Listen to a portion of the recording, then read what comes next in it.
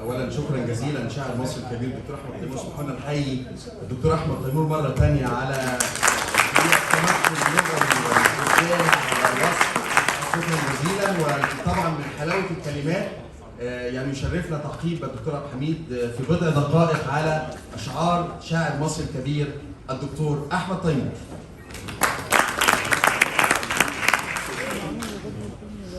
طبعا مفيش تحديد بقى للكلام دلوقتي يعني مش هقول 4 و5. الراجل راجل كبير فنا وادبا شعرا وطبا وكل المهارات الموجوده.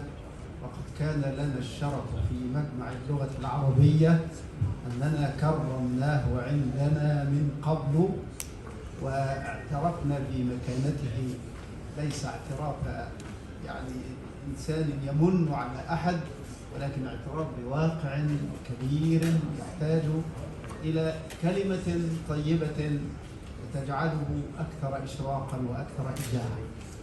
حياك الله وما أمد الله في عمرك ومنحك التحليق في الأعالي في كل فنون الشعر إن شاء الله.